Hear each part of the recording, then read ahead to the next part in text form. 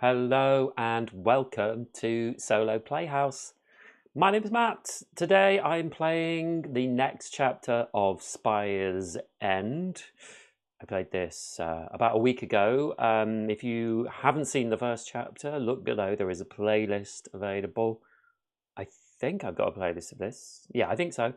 If not, it'll be on my channel. But I am going to play chapter 2. So in chapter 1, Rangitaki,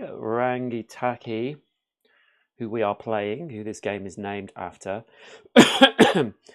she had a finger chopped off and she drank some liquid and she communicates with a being, and she's on a journey, fighting lots of battles to get to a certain place, to get a dark power, as far as I can remember. So we got through chapter 1. There's kind of no official break in this. Like it's 3 chapters long, the game. So I stopped at the end of the first chapter. And we are here. So I've drawn the next card that we were told to draw. Card 90. And we will start reading it. So we just had a rest, basically, and caught some fish and all that sort of thing. The morning after. The morning sun peeks through the crack of a salt-crusted window. You wake rested and rejuvenated. Just as you're collecting your thoughts, a faint rattling sound catches your attention from across the room. The noise is coming from a rustic mahogany cabinet.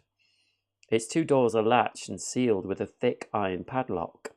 There's another rattle, this time followed by incoherent whispers. As you approach the cabinet, Tatupo's eyes snap open, emitting a fiery glow. The iron lock shatters and the door bursts open, revealing dusty shelves lined with mysterious oddities. A row of lifeless, shrunken heads stare back at you.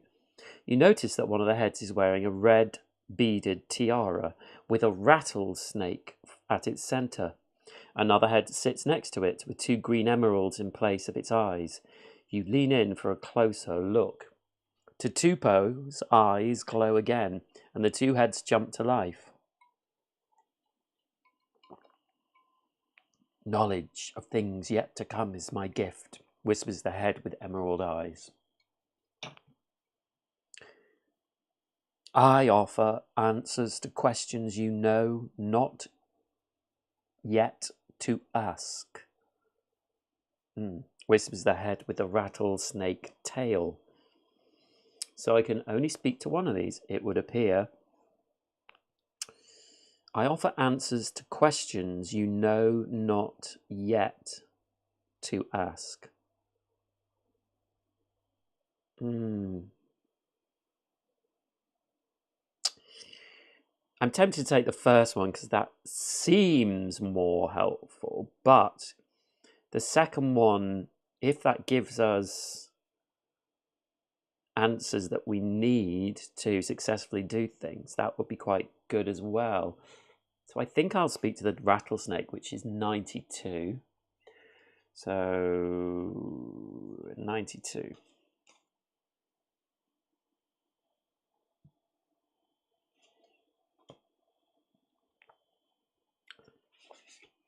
Rattlesnake headband.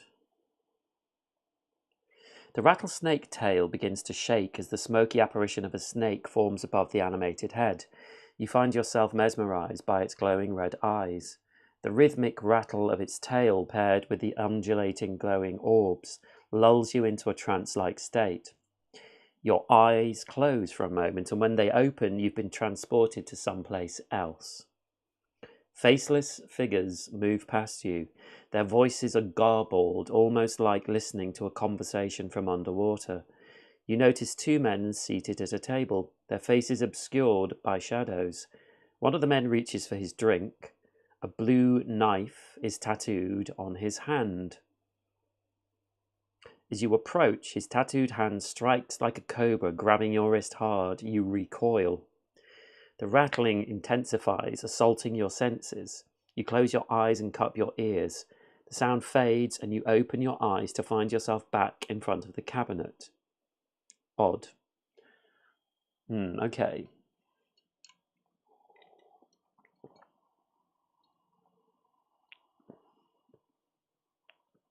blue knife is tattooed on his hand. Strikes like a cobra. Odd. 93.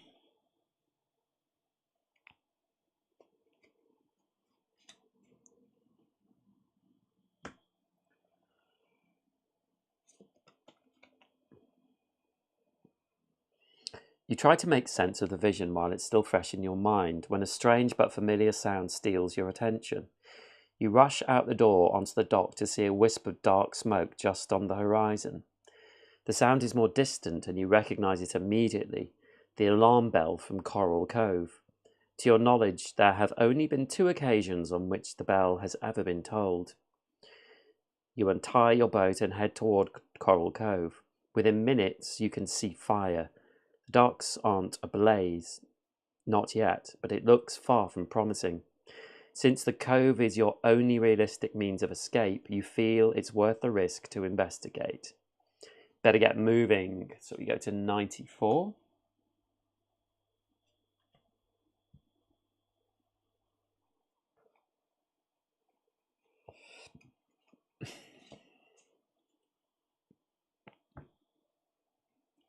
You approach the harbour only to find it abandoned.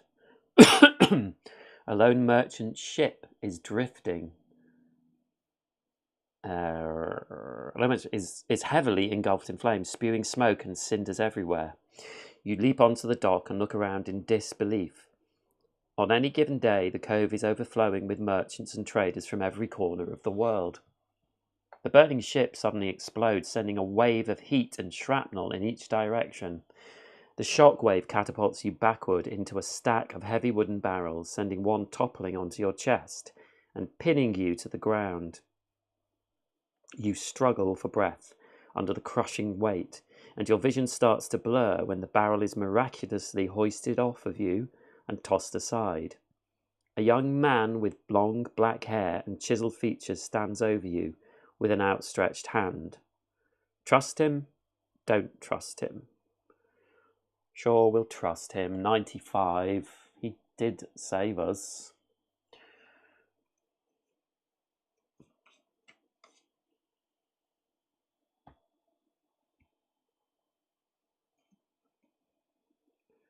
The man pulls you to your feet with ease.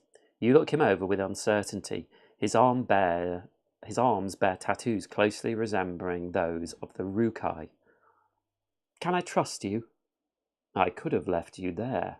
I could have just left you there, he replies. Reluctantly you take his hand. He leads you away from the smouldering harbour towards a giant clamshell with a sign affixed to the top that reads, Sunken Pearl. You know the place. This saloon is the cornerstone of Coral Cove, where many go to celebrate their good fortune or drink away their woes. As you approach the massive shell, a mechanism of belts and cogs springs to life, and it begins to close. The mystery man pushes you into the shrinking opening before leaping in behind you. Add I saw someone to your event inventory. So this card will go over here. And I guess that may...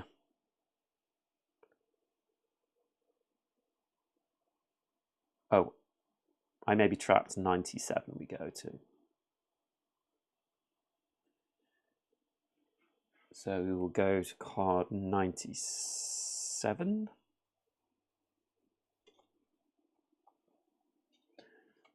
New bit of art.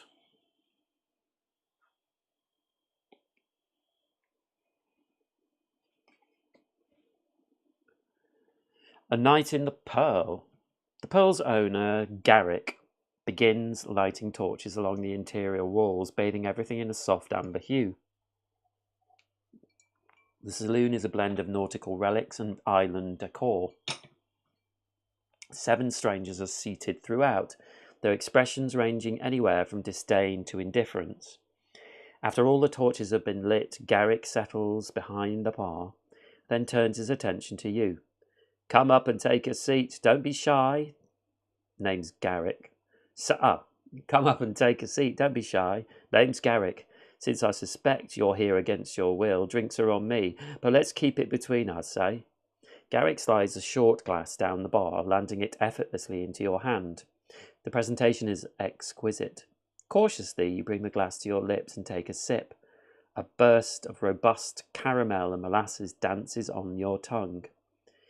Gain full health and 1 health die, 4 health in total. Oh.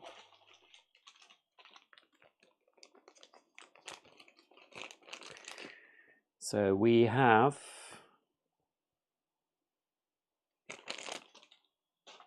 12 health now.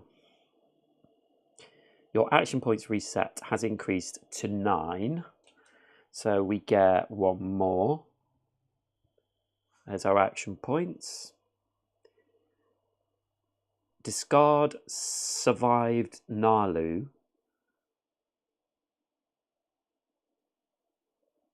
From your inventory. Add the pearl to your inventory. If you have not visited the Sunken Pearl before, please refer to page 16 of the Survival Guide for instructions. Remember, when you have finished all 3 of your turns in the Sunken Pearl, reveal card 98. We don't have survived Nalu in here. So I'll just add this one to here, and we will go to 98 after we've done this. So we're looking at page 16 in here.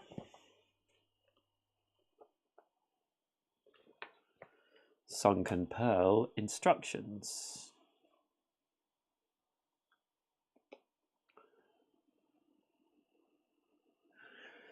So it says, the Drunken Pearl is a unique and exciting part of your adventure where consuming strong drinks takes precedent over deadly attacks.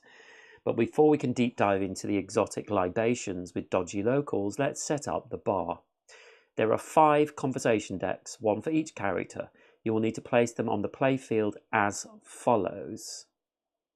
Okay, so I think these might be at the bottom of these decks. Vera space 11.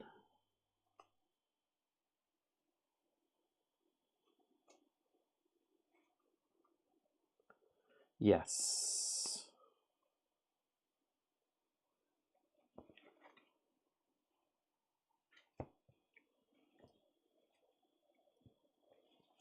So I'll just move this out of the way for Mo. So we have got Otis and Oswin who go on space 15.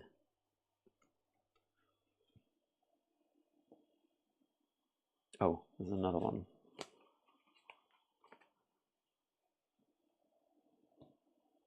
We have Luco, who goes on space 14.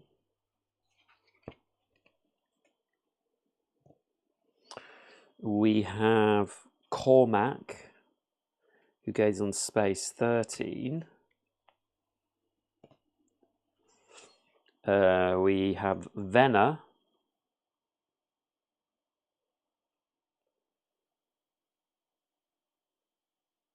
Well, it says Vera in here, so I think that must be. Yes, Vera on space 11. Venna. And Amina on space 12.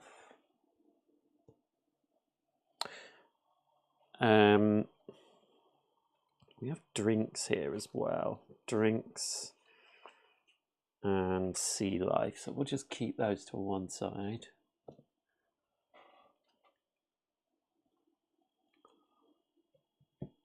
Okay. Once everyone is in position, retrieve the drinks deck from the bottom of chapter 2. Shuffle them. Okay. And place them beside the game board. You have 3 turns to navigate the bar, interact with locals, and enjoy drinks. Each conversation deck operates like the story deck. Start at the top and follow the prompts. Now you have 5 decks to move between freely in any order you choose. What can I do on my turn? draw a drinks card. Shuffle and draw 3 drinks cards at the beginning of each turn.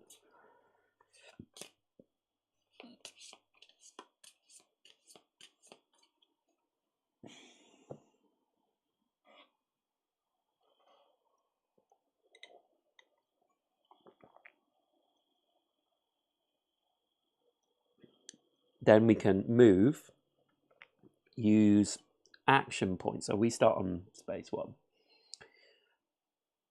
Use action points to move around the bar during your turn. Converse, interact with the character you want to speak with by being adjacent to them and revealing the first card in their respective character deck.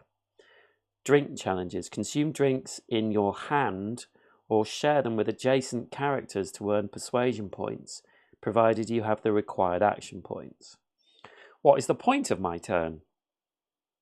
To earn persuasion points to advance through the conversation decks. How does my turn end? With all 3 drinks in your hand are consumed and discarded, or you lack sufficient action points or persuasion points to continue. At the start of my next turn, keep your remaining persuasion points from the previous turn. Reset your action points, return all discarded drinks cards to the drink deck, reshuffle and draw another 3. After completing 3 turns, discard all the conversation deck's persuasion points and reset your action points. Reveal card 98 in the main story deck unless instructed otherwise. And tip, each character should have a designated discard pile. Place the discard pile off the playfield above each character. Keep the current conversation cards for each character face up in their respective discard piles.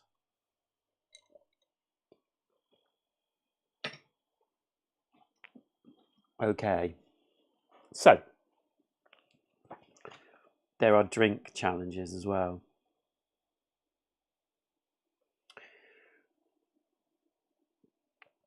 Drink challenges gain persuasion points through drinking or offering drinks to other characters.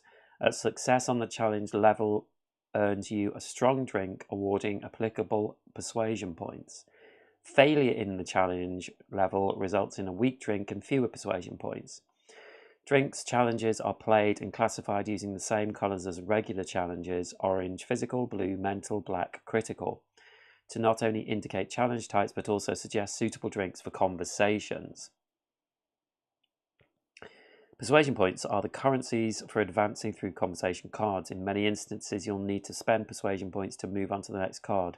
Use marker cubes to keep track of your persuasion points.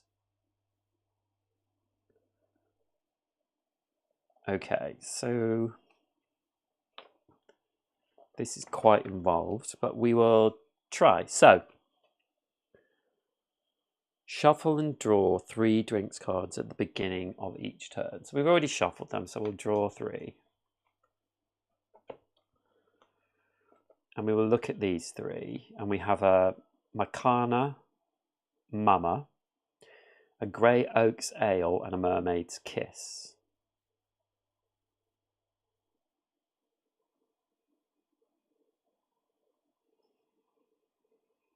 And these will give us some actions as well. Oh, cost. So who knows? So let's go 1 and go to Venner.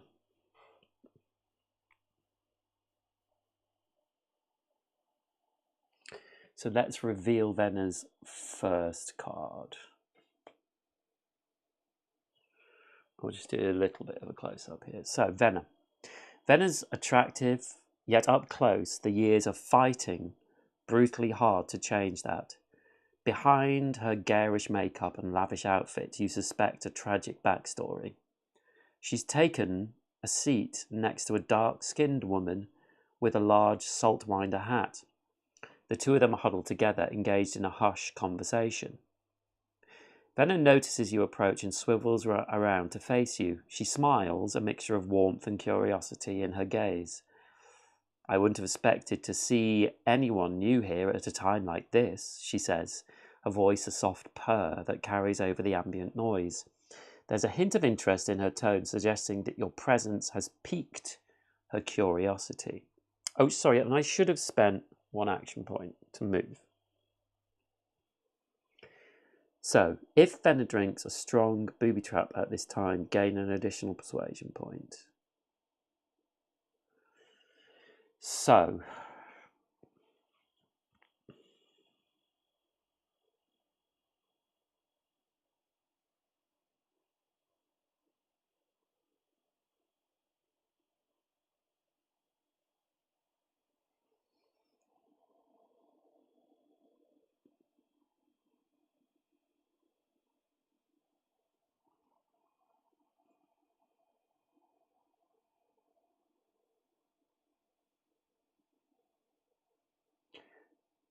I have, this is a physical, a Makana mana, and I get 2, this is happy in this for drinking. I get 2 extra for this. And these 2 only get 1 extra, which are neutral ones. So I think I will do this as a test.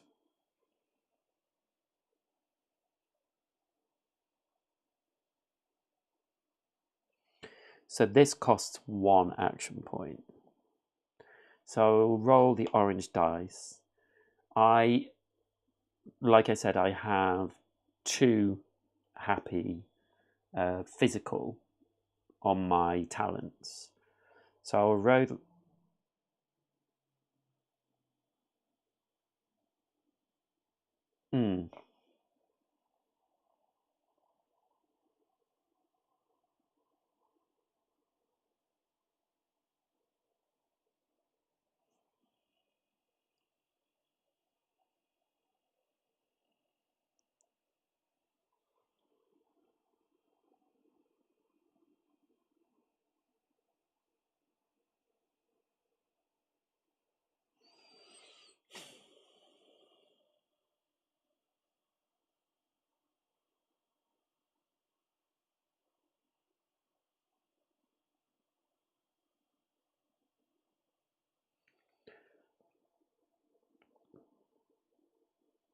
So I think I can't share this.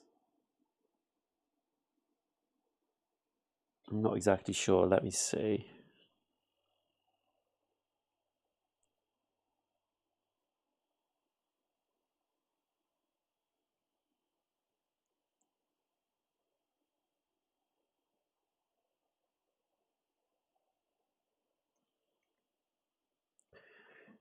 You pay 2 action points. I'm just reading an example. Rolling the die. You roll the die. So she gives +3 on these as well. This is what this means up here. +3 or +1. So if we give it to her, we do a test against her. So I roll 13, which means that with her it would be 16. So it is.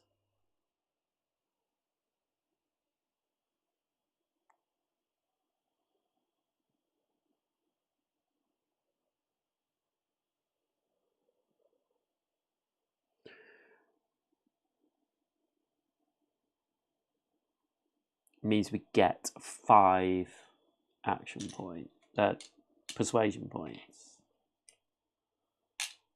5. So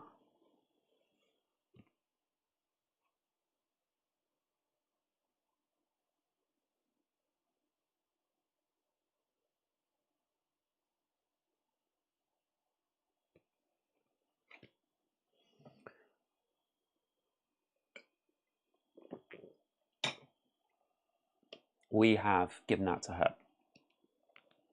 And we get the 5 action points. So now we can do,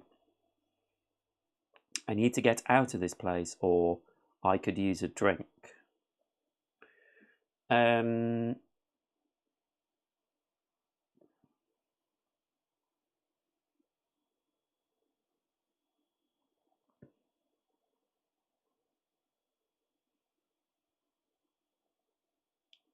let's say I could use a drink. So I spend 2 persuasion points and I get card C from her. So I'll put her card up there and I will draw card C.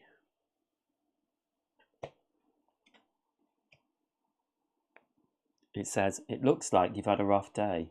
What's your name, girl?" Then it continues to sip at her drink nonchalantly. "Rangitaki, 5th family of Makana." Benny's eyelids grow wide and her body stiffens. She reaches over and puts a hand under your chin, lining your face up with hers so as you get a good look at her. You indulge her for a moment as she ponders some potential revelation with great interest. If Fender drinks a strong booby trap at this time, gain an additional persuasion point. So I should have got 6 actually, so I'll put on back. Because this card has the same. So now it's saying if I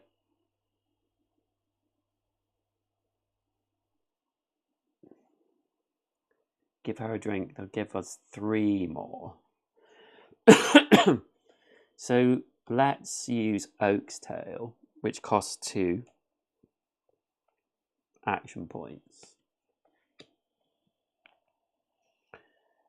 So she's going to add 3 to this.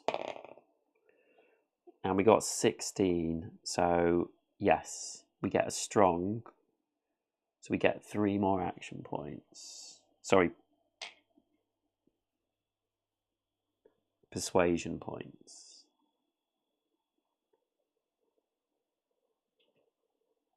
But we get an extra 1 if it's strong.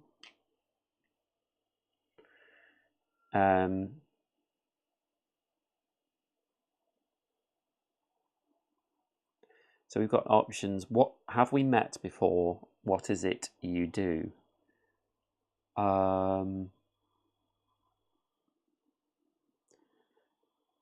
Let's ask her what is it you do. So we spend 3 and we look at card F.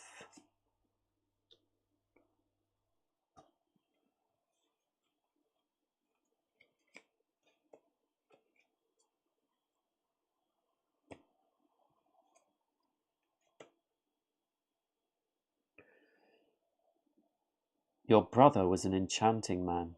He had an energy about him that was hard to ignore. In my line of work, we call someone like that a love lure. I tried my best to resist his charms, but for a time he made an honest woman out of me. Relationships with working girls, well, they never last.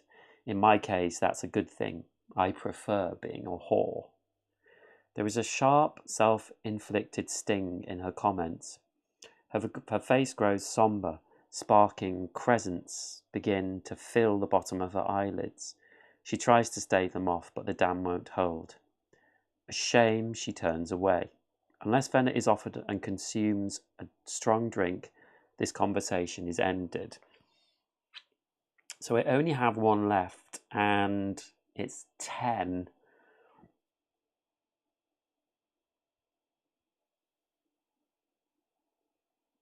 So I think we will leave that. We'll keep this drink and we will move 1, 2. I want to talk to the men because I want to work out, see if one of them is in that vision I had.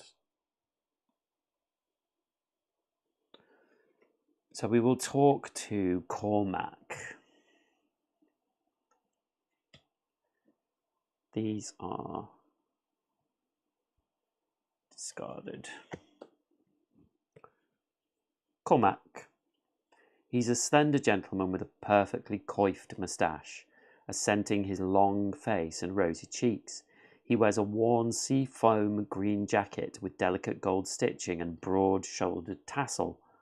A gloved hand taps the hilt of his sheathed cutlass.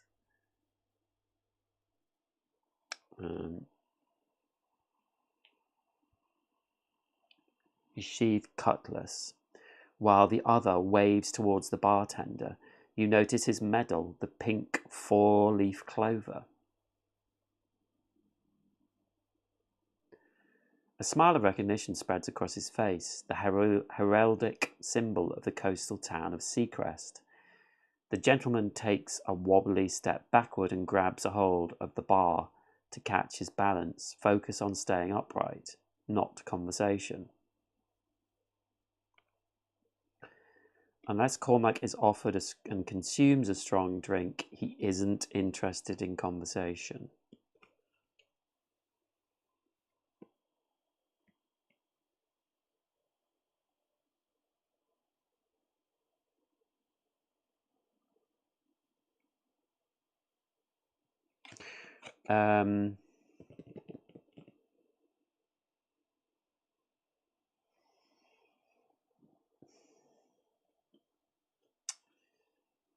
I think, what should we do? This drink is going to be difficult.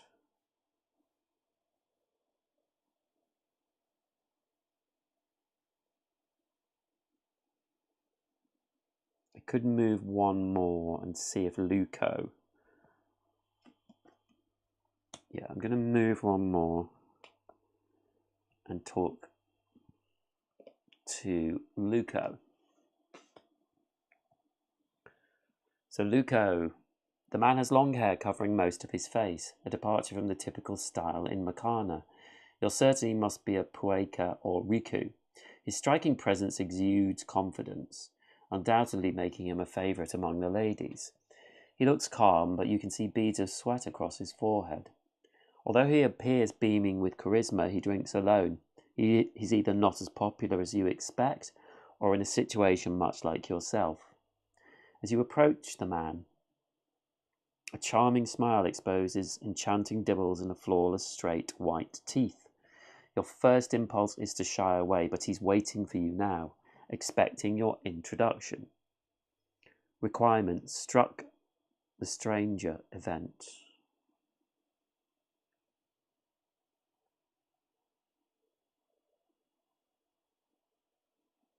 We don't have that event, so we would have to. Why do you look so smug?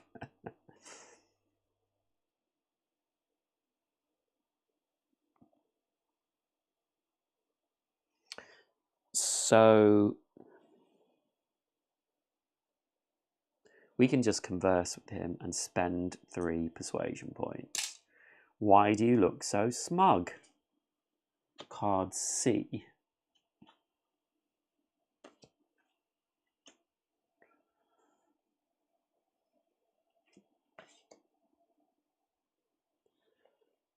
Luco. I'm simply enjoying the fact that I'm still alive and about to drink some of the finest rum the Eastern Seas have to offer.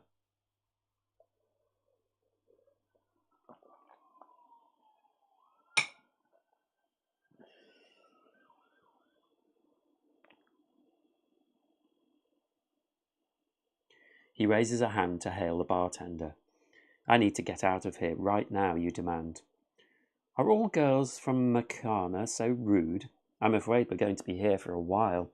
The harbour is under attack and the only remaining ship is now a pile of flaming rubble. Believe me, this is the safest place for us all.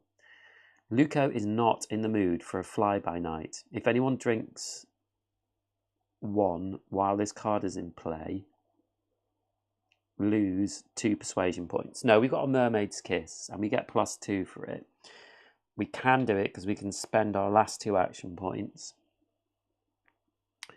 So we will roll our blue dice and we need 8 or above. And we rolled 16. So we got a strong one. So we get 4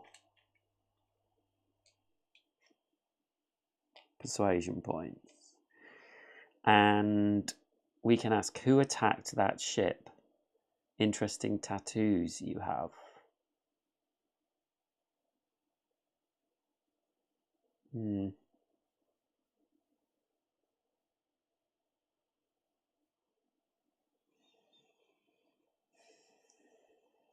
Interesting tattoos you have. Spend 2 persuasion points.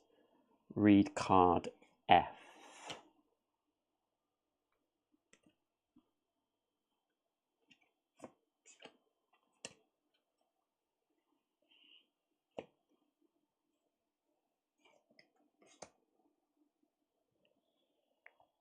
You can tell a lot about a person by their tattoos, where they've been, what they've done. Take, for instance, the two dubious gentlemen sitting in the corner over there. Luca nods towards two men hunched over a table, whispering to one another. One of them tosses back a tankard of ale. A faded blue dagger adorns his right hand.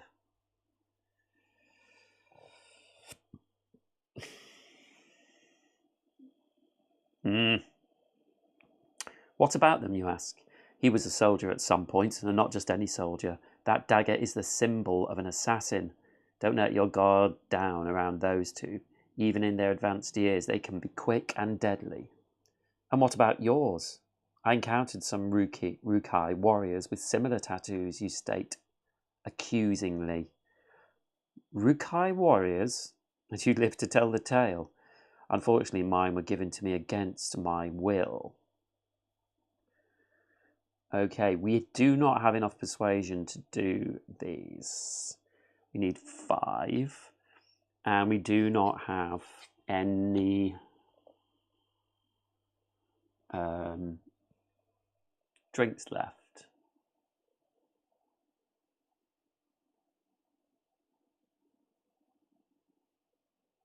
So we can't do that. And we can't move, so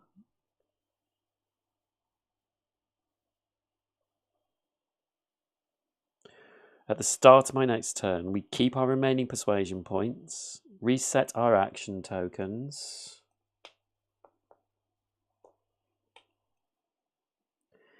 and return all discarded drink cards to the drink deck, reshuffle and draw another 3.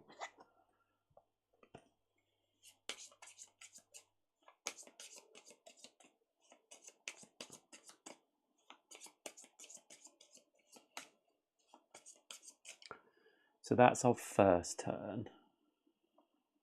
So I'll just mark that here.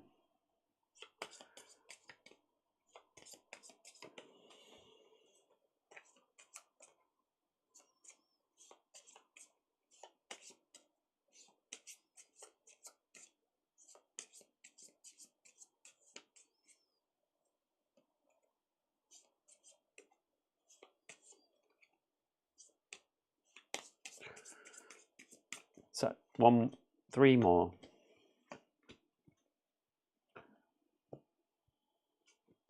So this time we've got a Chum Chum, which is the black serious action, a High Tide, which is black, and we've got a Makana Mama again.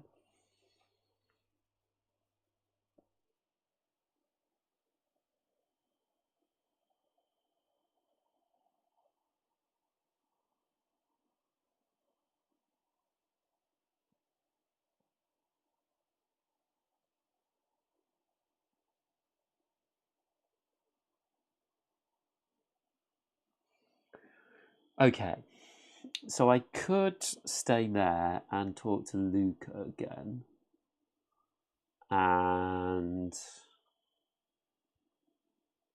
do a drink. I could have a drink of the Makana.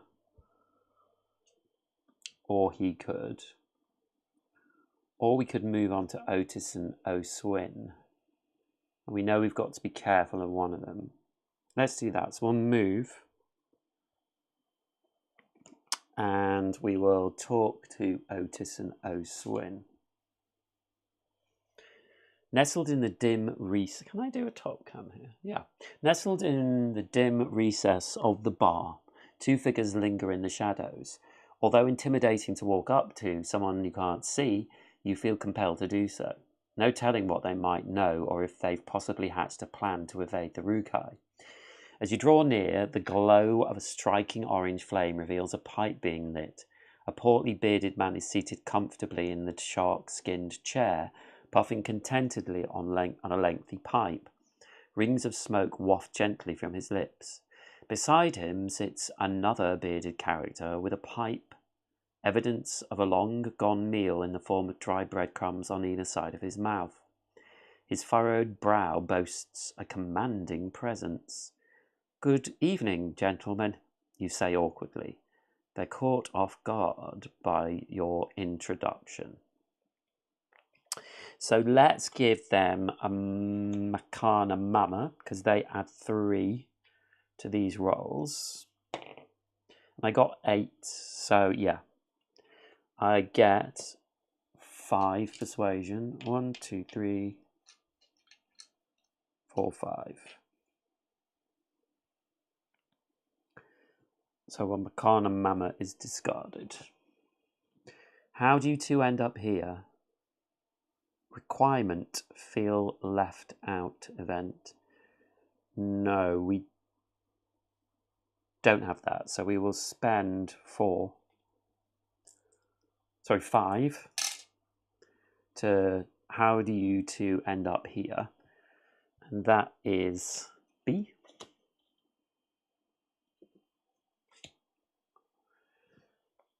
And it says, you seize a chair, slide it over to the hefty pirates and take a seat directly in front of them. How do you two end up in here? Wrong place, wrong time, you inquire.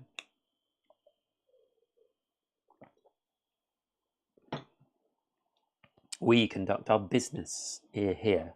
These are our seats, our bar, our cove. What business is that? Our business, they reply in unison. Your business, got it, you note. The Rukai are on the warpath. I doubt any of us are safe. Savvy businessmen such as yourselves must be prepared for such an event. Do you have a plan? They laugh.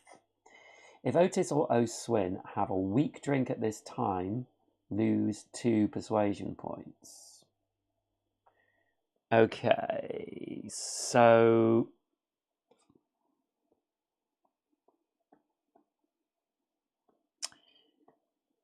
I think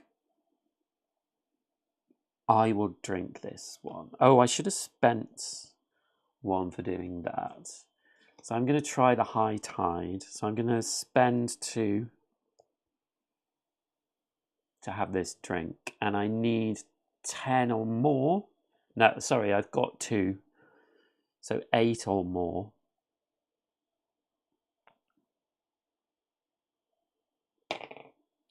And I got 10.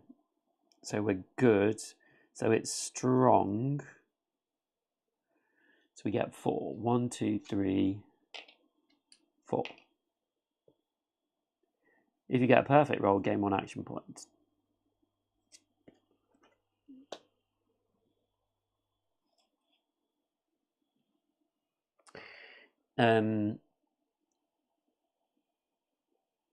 So let's talk business about that burning ship. Requirement, feel left out. Don't have that. So let's talk business. Again, cost 5. And we read C.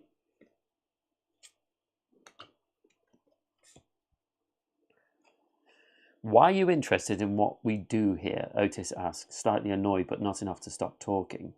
Both men refrain from stroking their pipes and await your answer. Oh, just making conversation. I notice you two seated by yourself in this cloud of smoke and thought you might like some company, you retort. And I'm guessing you're more than just some local hussy looking for chat, O'Swin accuses. You march over here and start asking us things you'd best not. His tone is sharp. I just want to get the hell out of here. I don't care what you two do. From the looks of it, not much. For some reason, this lightens the mood. That may be, Otis says with a chuckle. The men go back to their pipes, the smoke swirling around them, as if the conversation never happened. Unless you have the event feel it out, this conversation has ended. So that's the end of that for now. So now we can move on. I think we'll pop along to Amina, which is 1, 2, 3. 1, 2, 3. And we will talk to her. Amina. The woman's complexion is deeper than what you're accustomed to. Her onyx skin blends into the shadows beneath a well-worn hat adorned with a skull. She's obviously not from these parts. It's evident she's weathered many a fray. Scars decorate her body and face, creating a harsh juxtaposition of beauty and violence against her delicate features. You can tell she can handle herself. Her demeanour is an odd combination of caution, suspicion, and confidence, understandable under these intense circumstances. She takes a gulp of an aqua blue drink in a highball glass and promptly spits it out. Garrick, this is swill. I want something good, she hoots bitterly. Amina is not in the mood for high tide. If anyone drinks one while this card is played, -1 persuasion point. She only needs 3 persuasion points. And I can't drink this drink.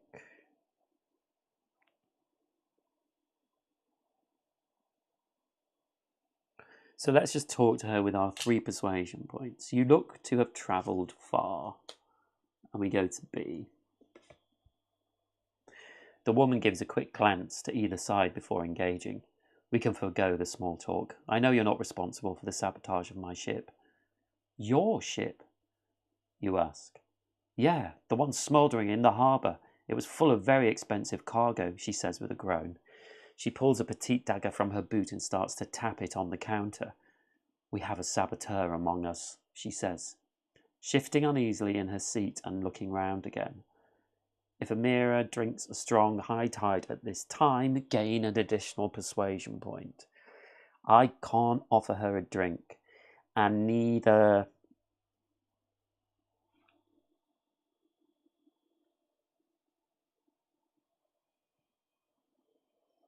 I have no persuasion points, so I can't activate anyone's cards. And I only have 2 left, so I have to reset for our 3rd and final round.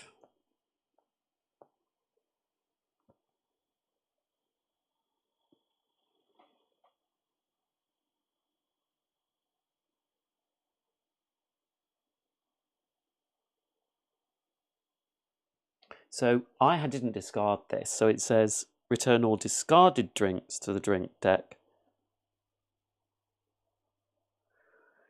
Reshuffle and draw 3, so I presume I get to keep that one.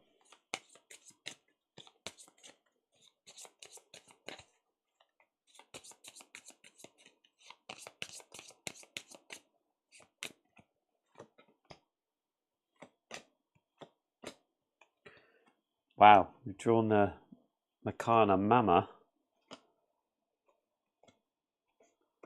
3 times.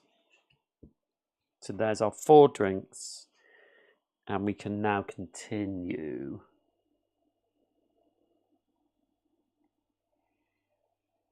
So I need some persuasion points.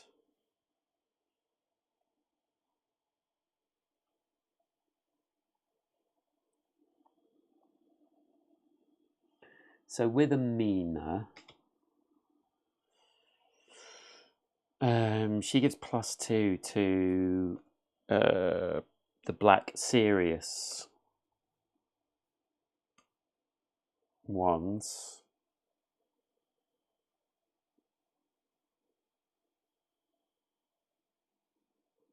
So I think we'll do that. We will...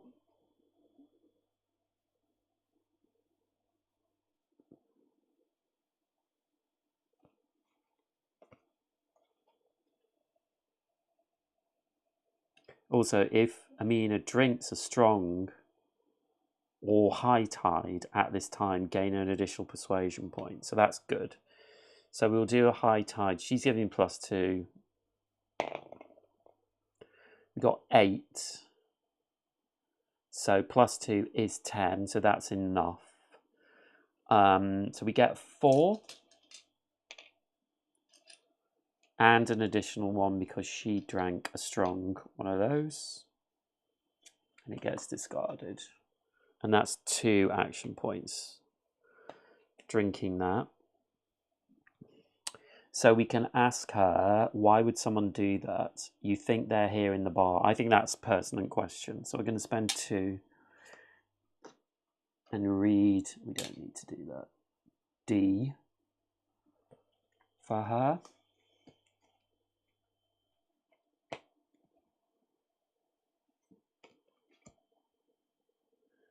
And Amina says, I suspect someone here may be involved. The man on the other side of the bar, the good-looking one, is too comfortable. He looks like he's on a holiday, and I don't recall seeing him until the clam was shut.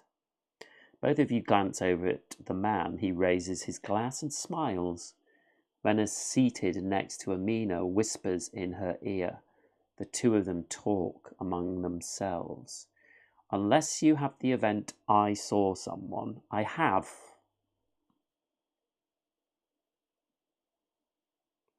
Or struck the stranger.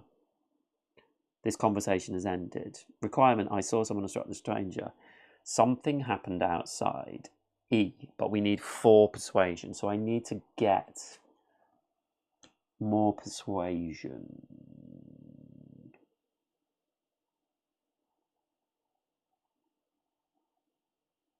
I guess I can just drink one of these myself, can't I?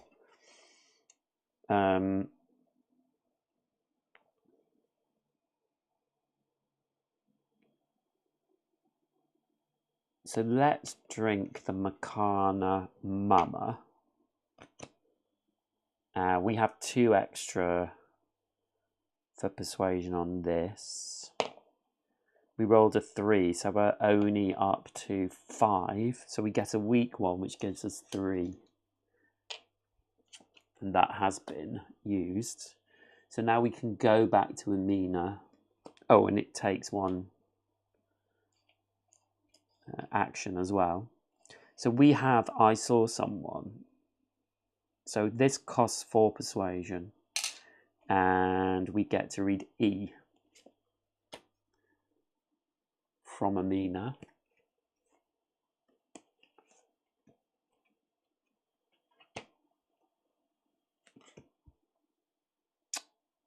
And this says, someone else dove in here right as it closed. Was it him? She nods her head to the handsome man who smiled at you both. I can't be certain, you say, though you know it was. Amina appears frustrated. There are 8 of us trapped here. You and I, my friends, Venna and Cormac, and Garrick behind the bar. I don't know about the man at the end of the bar or the 2 in the back. She points her dagger towards a table in the shadows behind you. Why don't you feel them out? Better you than I, she suggests. It's crucial that we identify the saboteur if we're to get out of here alive. Add feelers out to your event inventory after you make your choice. Below. I'll see what I can do. Sounds like you should do it.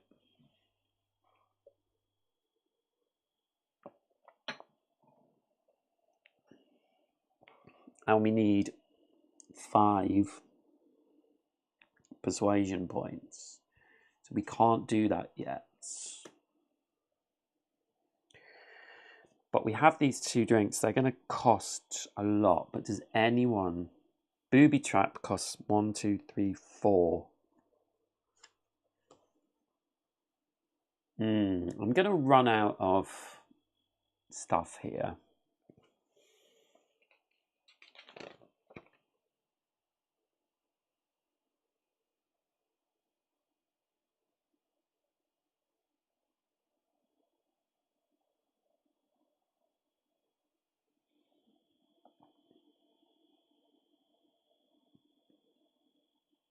This will only give us 2.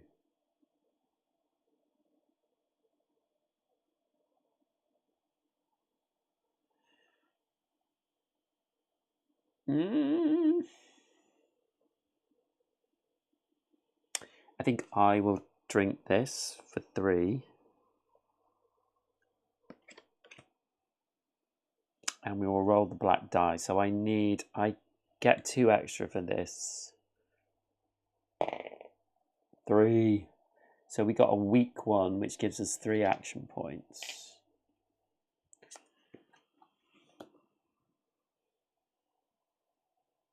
but I can now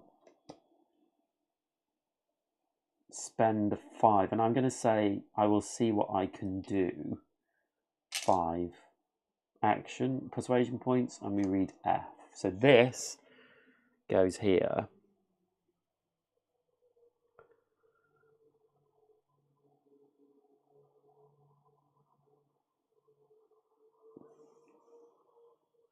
Oh goodness me, come on.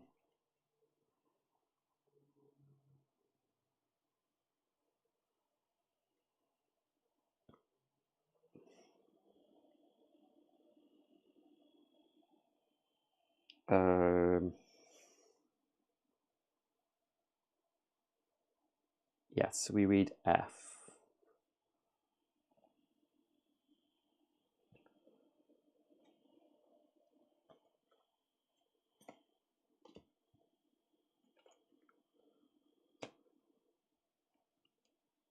Brave girl, good. I only know that one of them had some harsh words for Garrick when he tried to order a specific drink. Garrick had refused it initially, but eventually the fat runt got his way and stomped off. He must really love that cocktail.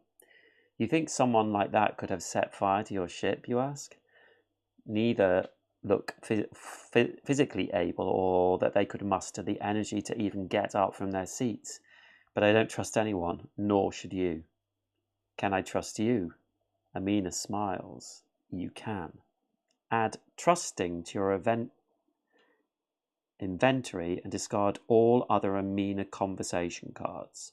This conversation has ended. So trusting, we get 1 mental point. So mental is the middle one. So we've got 2 for each now. That helps us with neutral drinks.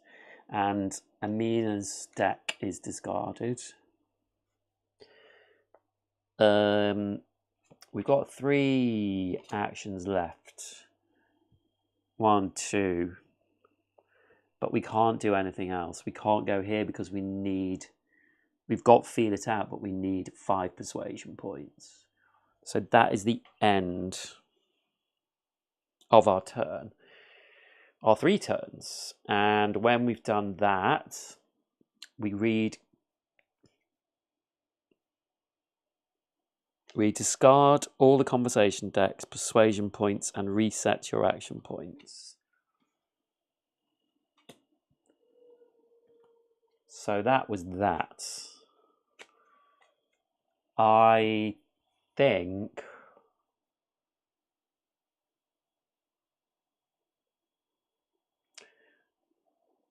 let's read 98 and see what that says.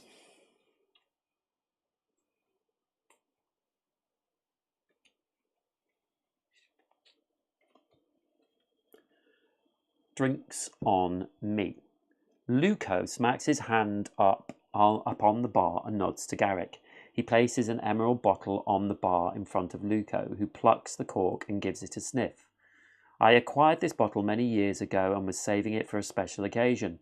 However, you've given our predicament now as it's as good a time as any, he announces.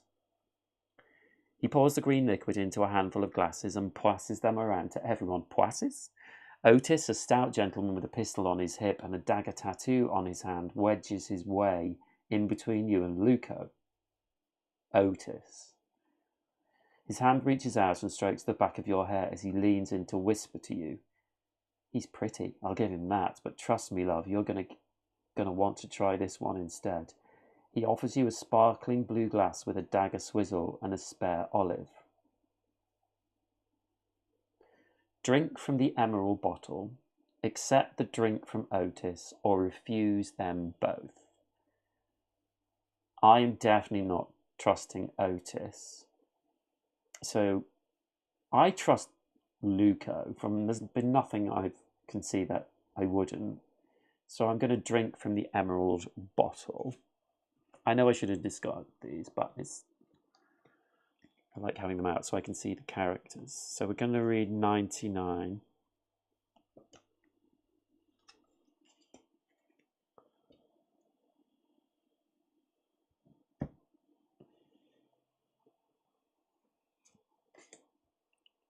Say, what's in this? To surviving the night, shouts Luco as he raises his glass and sucks down the liquid. Venna and Amina inspect their glasses, wary of their contents. They exchange looks with Garrick, who nods reassuringly before gulping down his beverage. Satisfied, Amina and Venna follow suit. You do the same. There's a sudden crash and you turn to see Cormac flat on his back, passed out. Venna and Amina are also slumped over the bar, unconscious. You try to speak, but a heavy drowsiness overcomes you and you stumble backward into Luco's arms. Otis raises the emerald bottle to his nose. I don't want to know what's in this, he remarks. An additive that turns any glass of wine into a good night's sleep. Now we have unfinished business. Otis hands Luco a coin-filled leather pouch. You didn't tell me it was a smuggler's ship. The guild doesn't like losing cargo, grumbles Luco. Let me worry about the guild. What about the girl? Otis quips as he licks his lips. She's spoken for. Now please open this damn shell so we can go our separate ways. Well. Oops. You are taken. 102. Oh.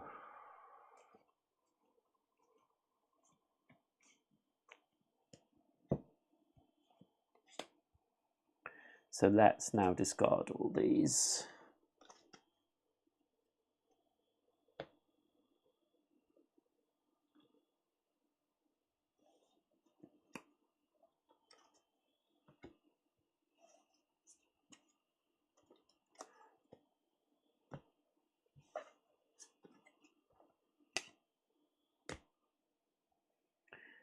So we have paddle in the rear.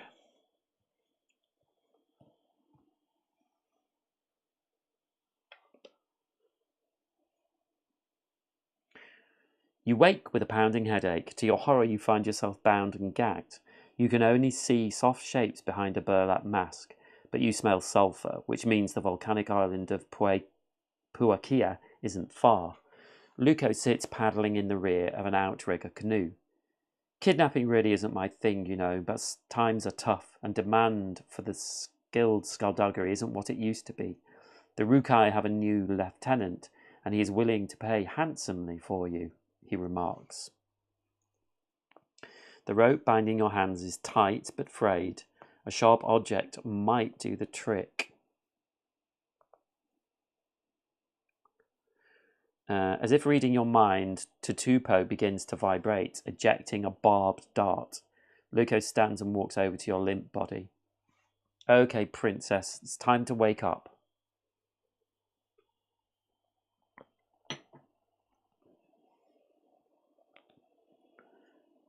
The dart soars through the rope with ease, and in one swift motion you yank the sack from your head and spring to your feet. Surprised, Luco staggers off balance, dropping the oar at your feet. You seize the moment. Discard any of these event cards you may have. Feel it out. I saw something and struck a stranger. Oh, I saw someone.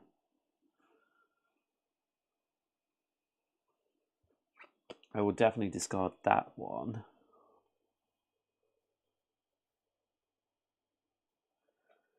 Not sure about I saw something, someone. Probably the same. And it's just a bit of a errata thing, but not sure. You seize the moment, bludgeon him with the oar, or push him off the boat. Let's hit him with the oar. 103. I'm really annoyed.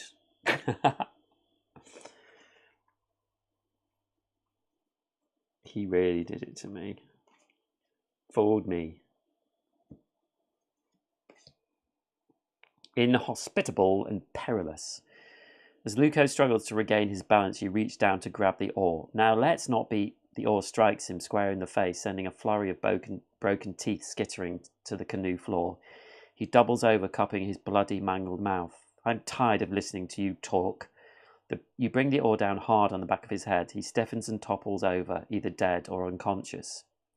You steer the canoe towards what appears to be the southernmost point of Puakia. You've not been here before. You believe nobody has since the eruption. The terrain is inhospitable and perilous, but may be preferable to rowing in open waters with Rukai about. You arrive at the shore of Puakia and beach the canoe. You then flee up onto a jagged landscape of volcanic rocks. Following a series of narrow twists and turns, the path unfolds to reveal a vast hot spring, spewing a pungent odour reminiscent of hot, rotten eggs. The smell is making it hard to breathe. 106.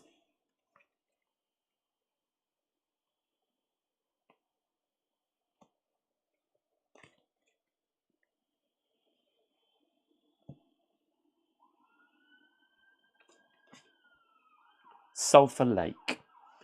Eerily flanking either side of the smelly hot springs are two rugged pirates. So we have a duration of 4.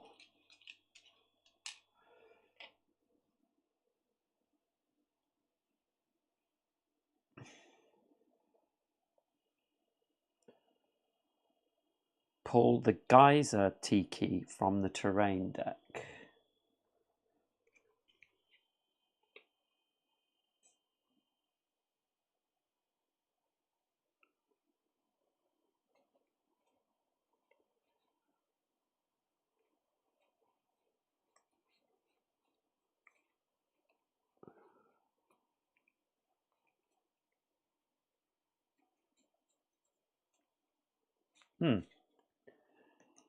Does it mean from chapter 1?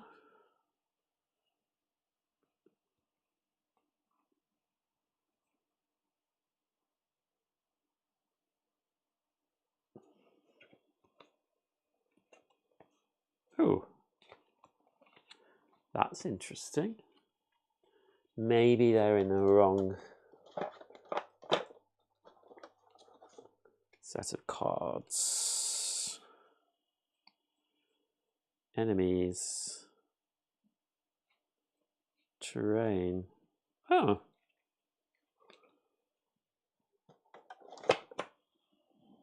Perhaps they're in here. Ah, yes. Geyser. Tiki from the terrain deck. Place it on space 8. Randomly place 2 pirate cards on space 12 and 4.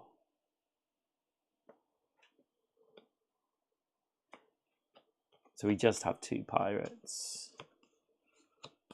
12 and 4. 12 and 14. Benedict and Dorian.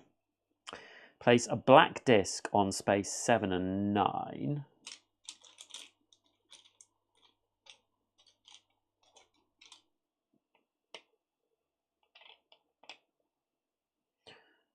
If you have the event Oswin escapes angry. Nope. If you have the event Luco overboard. No, I bashed him.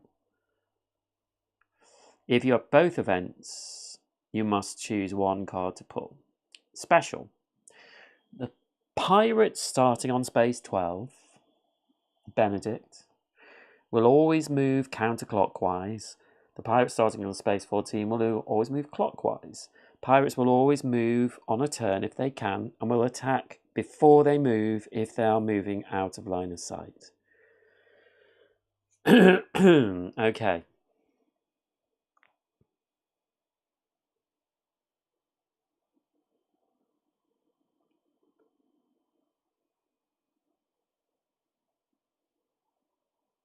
Oh, good. Luco would have made this harder, I think. So Rangitaki always starts here. So we have a geyser tiki. Let's read that. So it says, mental challenge 10. Requirement, end of each round. Succeed End of each round. Okay.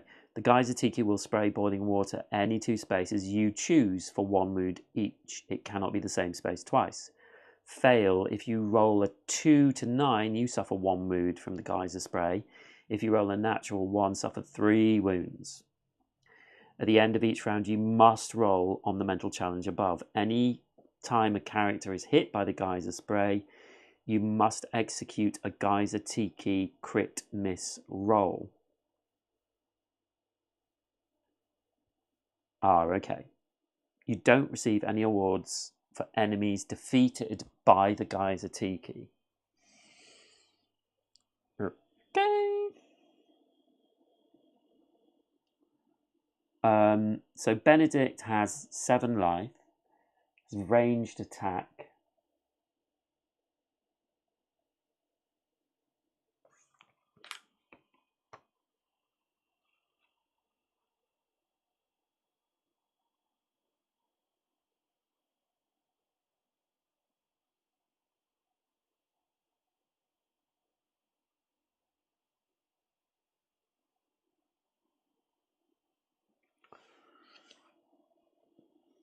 And he has a 5-3 ranged attack. This is a long-ranged line of sight. So, anyway, in these 2 lines and diagonally as well. Big shot. Benedict does 5 wounds to adjacent, 3 wounds to non-adjacent. Dash. If Benedict receives 2 wounds from you in 1 turn, he immediately moves 1 space towards you. Dash overcomes stun.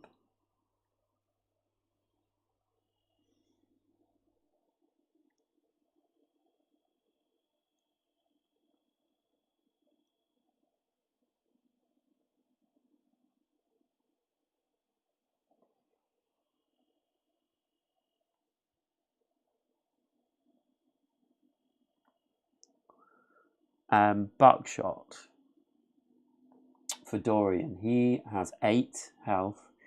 He has long range, and if he is adjacent, he does 4 damage, and non-adjacent 2. Wild shot. On round 4, Dorian can attack from any space.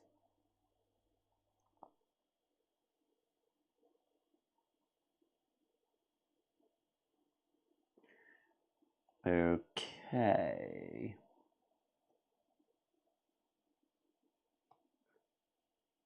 And they have rewards of giving us 1 breadfruit, which is 1 health, and 1 uku, which is 1 action point, I believe. Yes. And we can spend these at any time. We have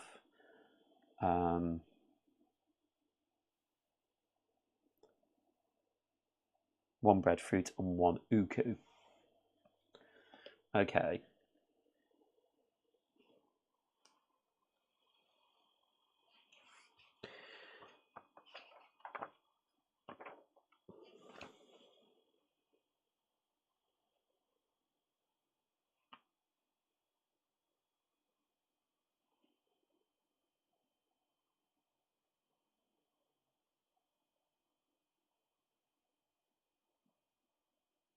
So we will always go first. So Benedict is going to move here. And Dorian is going to move here.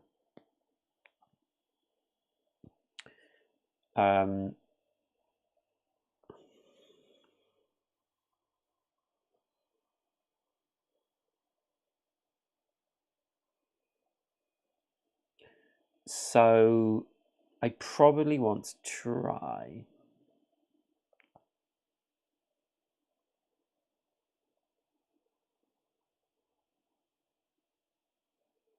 I am going to get attacked.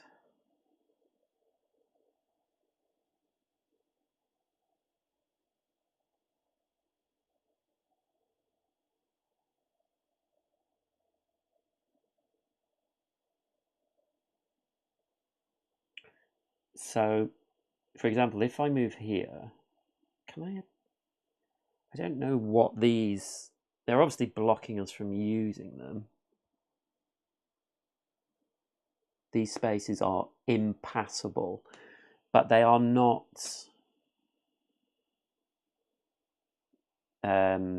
blocking line of sight. So, for example, I can move here and attack Benedict.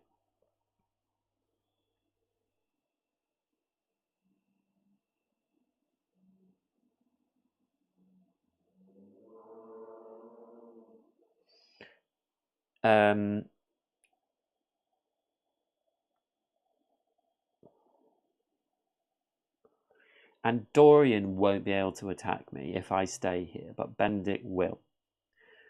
But if I moved back here, they would both attack me next turn because they both have line of sight to me. If I stay here, he'll attack me at the start. If I stay here, he will attack me when he moves.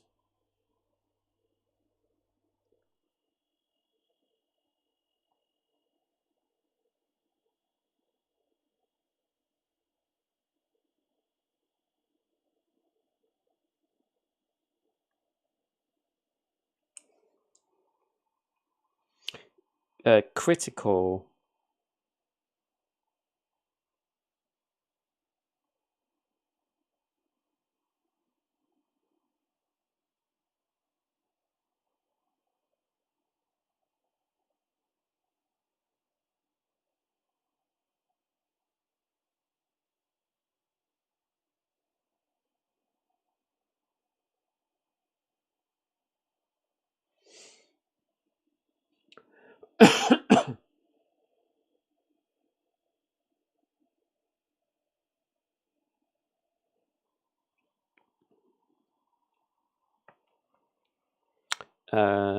I could use a stun though.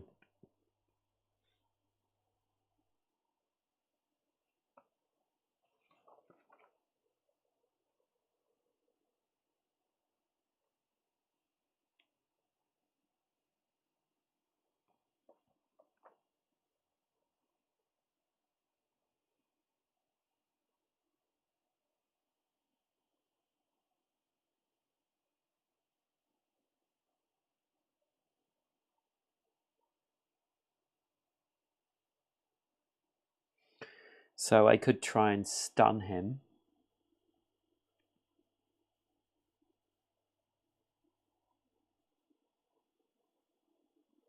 And he wouldn't be able to move.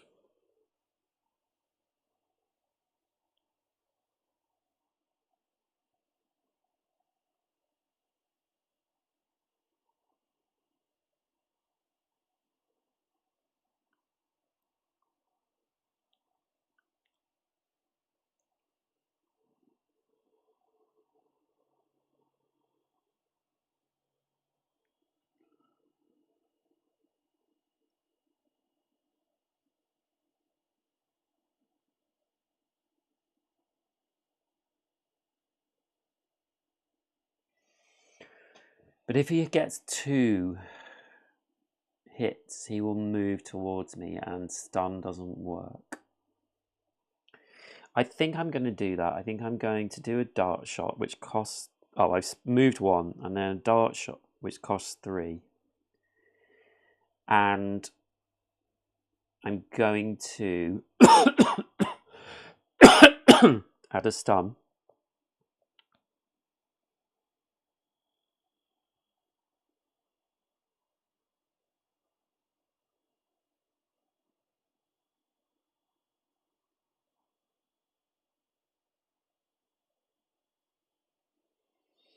And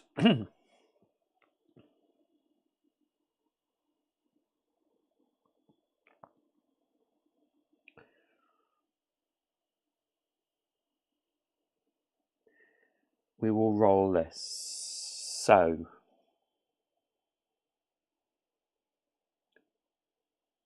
we're attacking Benedict with a stun. We rolled a 10, so that is made into a 12. That is a hit. So he takes 1 damage. And he's also stunned.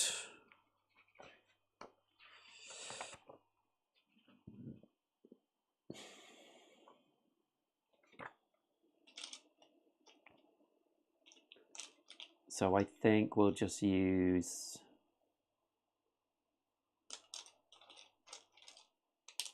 this black one to show that he's stunned.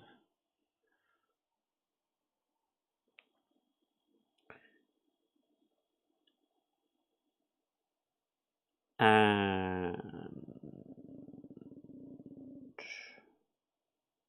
I'm going to attack again.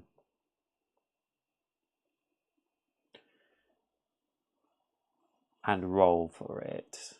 And I'm just hoping that I just get a hit. And I did. That goes up to 17, so it's not critical. So I hit him again. So his dash will kick in. If Benedict receives 2 wounds from you in 1 turn, he immediately moves 1 space towards you. Dash overcomes stun. So he does move, which is good because now he's not in line of sight. So that's good. So I've used all my action points. So now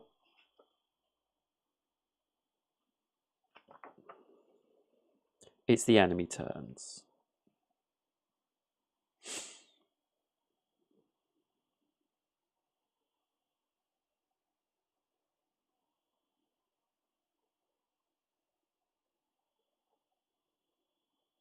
So the lowest moves first. He cannot attack me, so he will move, but he's stunned, so he can't move.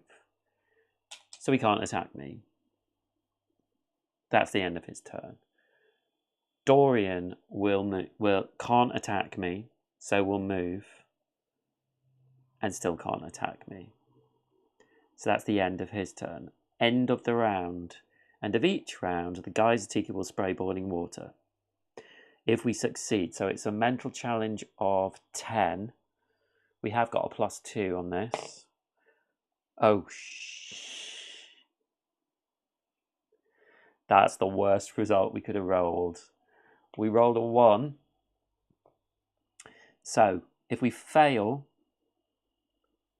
roll a natural 1, we suffer 3 wounds. So we lose 3 life.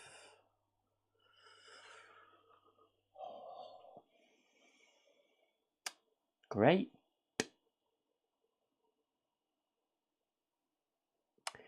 Okay.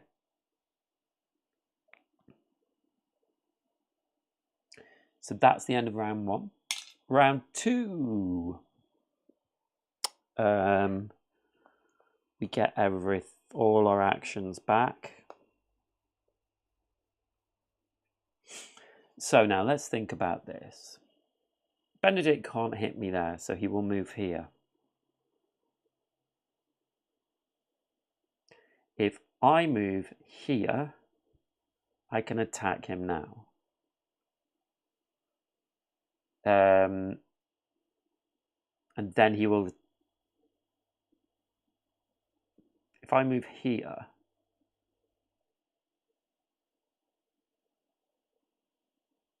Yeah, I think that's the worst place. If I move to here, Dorian can attack me. And from there...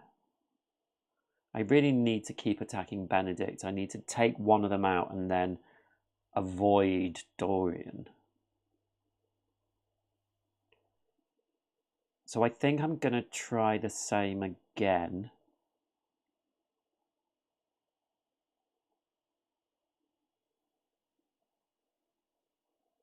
I'm going to attack Benedict and stun him.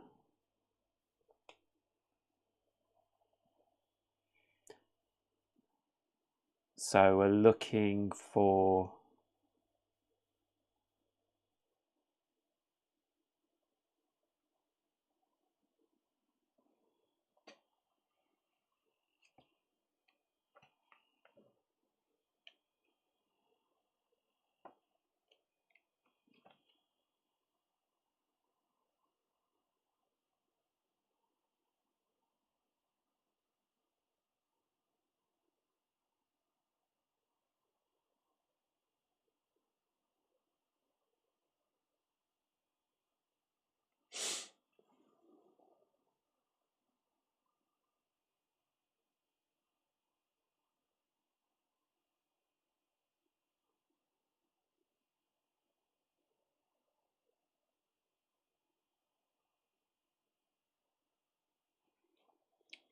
Okay, I should be rolling the black one, but it doesn't really matter. But I'm going to attack Benedict. So I roll 15. Plus 2 is 17. So it's not a critical hit. But we do 1 damage. And we stun him again.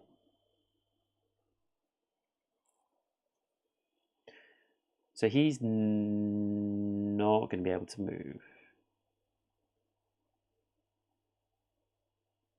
But we will attack him again.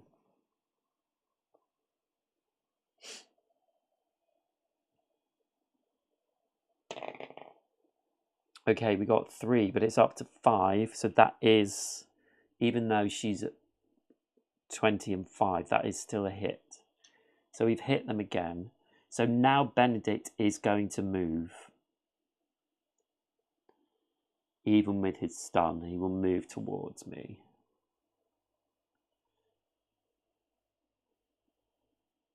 With his dash. And I have 1 left. So I'm going to have to take an attack from Dorian.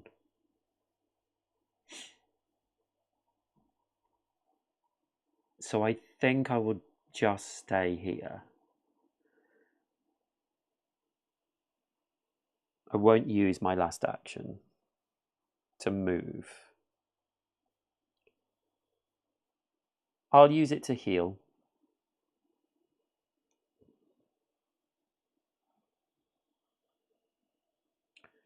So it's Benedict's turn. He can't attack me from there, so he will try and move, but he's stunned. So he can't move, so he can't attack.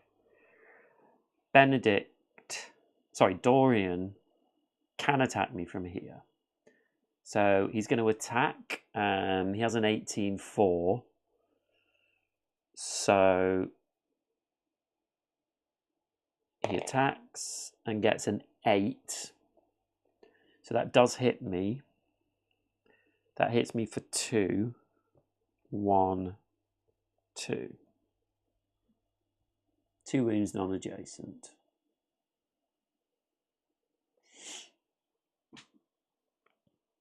And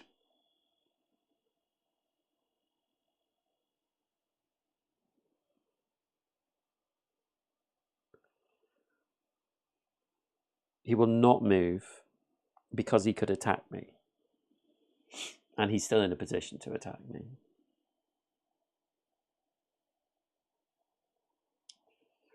Okay, so that's the end of round 2. Oh, and we need to do the geyser check. Mental challenge, please not another 1. So it's a 6. So, oh, that's terrible. So it is 8 for us, but it's 10. So I take 1 more damage. Come on.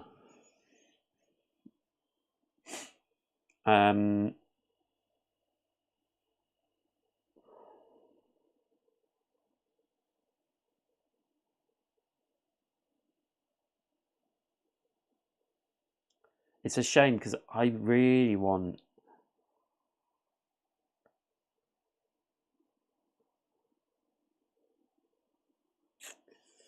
Yeah, I could do with the guys who have done some damage to Benedict anyway.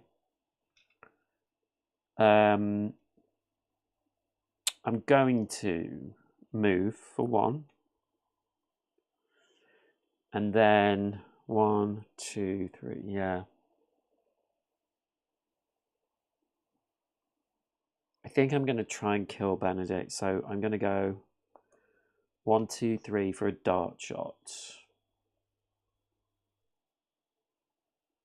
Where's the dice gone?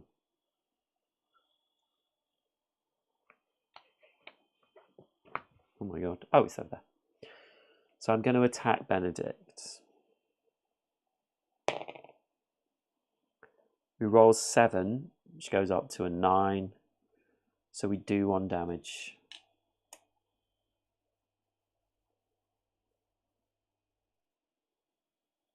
So he's got 5 damage on him. So I'll go again. And we'll roll this. So I got a 2. Oh.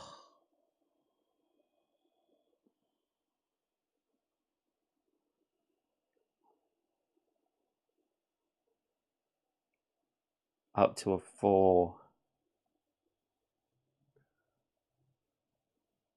So we don't hit.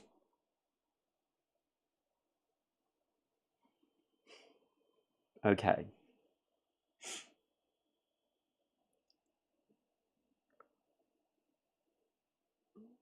I'm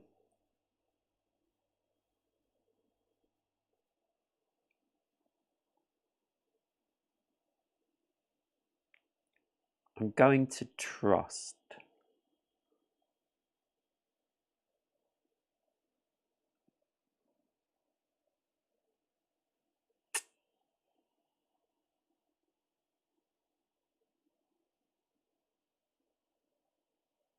It's difficult. I could eat my Uku to get another action point. So then I could attack him again, which would put him up to 6, hoping that the geyser, we get a good roll. And we take Benedict out. I'm going to try it. So I'll spend my Uku, eat my Uku to get 3, and I will do another attack on Benedict. This is very risky. 14. Okay, so we do hit on him. I have no action points left. So now the geyser is... Oh. Oh, no, I've made a terrible mistake.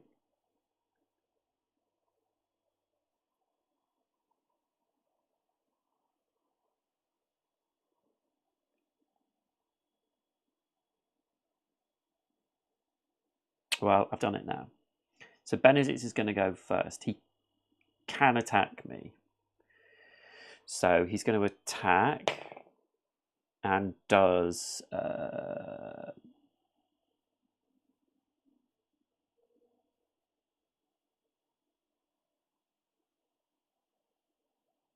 3 wounds. I don't think he's adjacent. 1, 2, 3. Not looking good. Then Dorian can't attack me. So we'll move and still can't attack me. So that's the end of Dorian's turn. We're going to do a mental challenge check. And we rolled 10.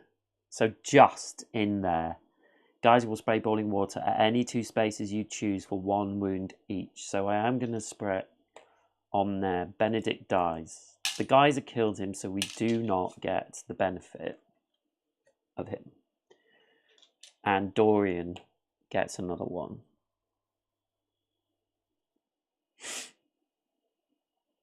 So that was round 2, I think.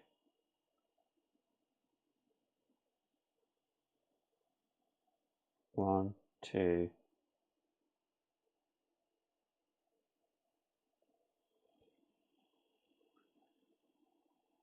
Is that 2 rounds?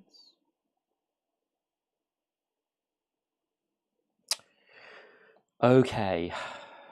So it is back to my turn.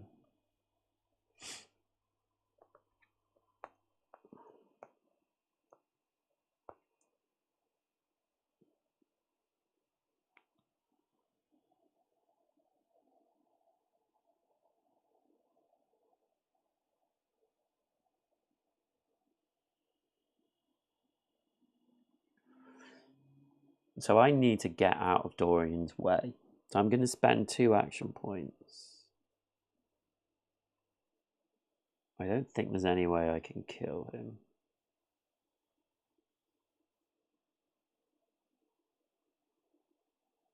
And I'd have to move 2 to attack him. Yeah, so I'm going to move 1, 2. So he will stay there and then come here, which means he can't attack me. He can't attack through there. So I'm going to heal.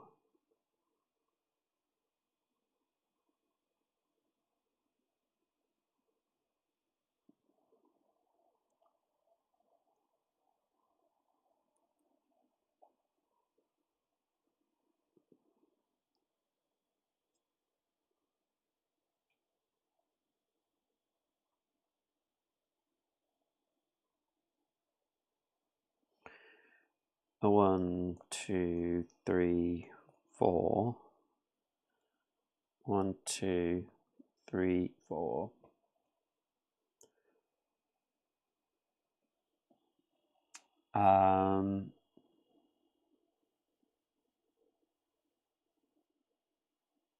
I could have spent for action points for changing, add or subtract on any roll.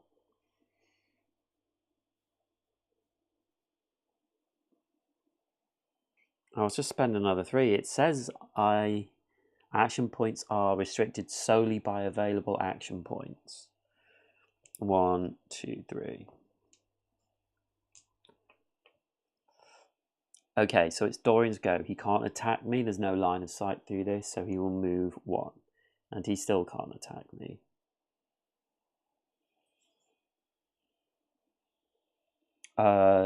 Before we do that, the geyser attacks. 1 again! Oh my god, 1, 2, 3. Wow, this geyser has really messed with us.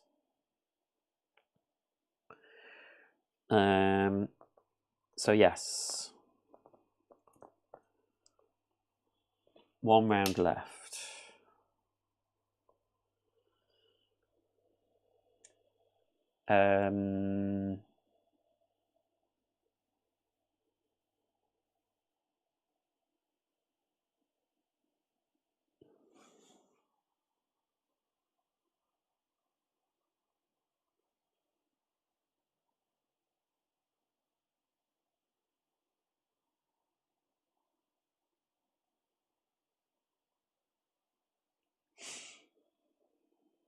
So it's going to move 1.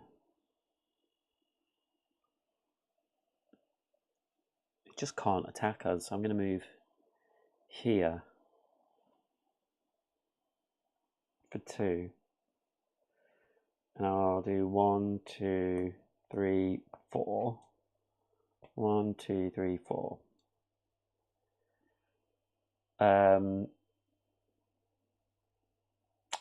That's all I'll do. Dorian can't hit us, so he moves, and he can't hit us. And the geyser will go off again, and we got 9.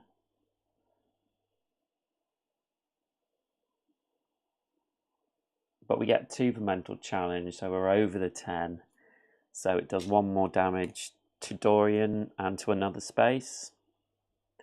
And that's the end of round 4. So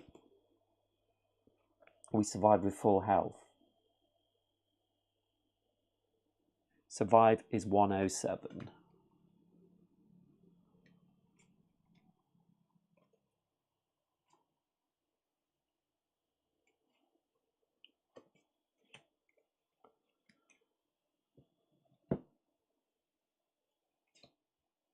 So 107 says, the castaway glares at you with yellow bloodshot eyes. His laboured breathing and trembling limbs means the poison from your dart is doing its job. In a few moments he'll be coughing up his insides. You decide not to stick around for that part. Once your dying foe is out of earshot, you stop to collect yourself and survey your surroundings. Years of lava flow from Puakia's massive volcano has created a desert of black rock. Desert of black rock and grey cinder dunes that stretch for miles in every direction. The sun hides behind an overcast sky, making it impossible to tell which direction you're facing. The chances of making it to the other side of this island seem to dwindle by the minute. This would be a great time for you to chime in and point me in the right direction, you mutter, as you close your eyes and grip Tutupo tightly. Nothing happens. You open your eyes and scavenge the area before leaving. Roll all 3 challenge die. And so,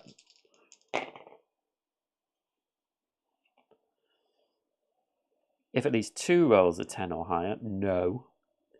If all 3 rolls are 10 or higher, no. We only got 1. So we don't get anything. Onward, 111. Come on.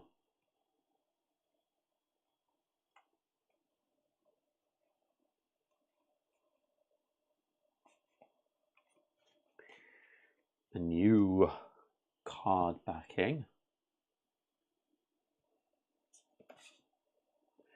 Slow and steady. You were young at the time, but you can still remember the ash falling from the sky the morning Puakia erupted. Now, 2 days later, setting foot on Puakia is considered taboo. 2 decades later. And the island is still deemed uninhabitable, yet here you stand. You're a skeptic at heart. Growing up, fear was a cornerstone of your teachings, a series of warnings intended to isolate and protect Makana's naive traditions. Together, you and your siblings learned to dismiss these ideas as superstitions of fools. Puakia, though dangerous and difficult to traverse, is not what you've been made to believe. It holds beauty and signs of life. Birds have made nests and plants are starting to grow in the volcanic rock. The island just needs time to heal. After an hour of slow but steady hiking, the land begins to level out into dark, fine gravel, and the sun peeks out above the haze. You're certain now that you're headed east.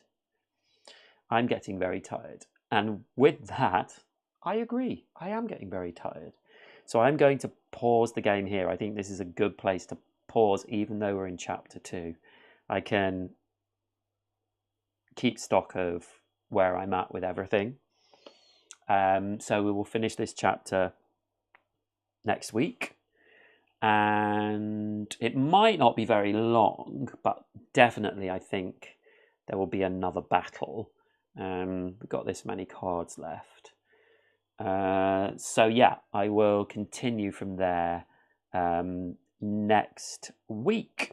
So there we go. Thank you for watching this. I hope you enjoyed that. I feel like I'm not playing this quite right because I know the idea is to survive to survive the battles, but I kind of felt like even with my bad rolling, that was quite easy.